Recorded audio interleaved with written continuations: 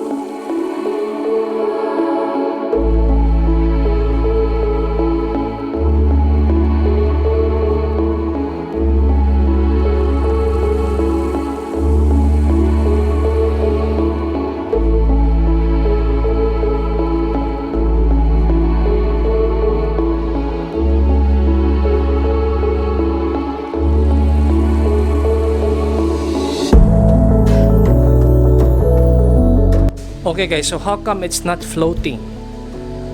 First, I poured cement here and here. So I poured the cement here, and then I added some stopper. This one here, this rock here, and there's a stopper there, and a stopper here. Wait, I hope you can see it. There.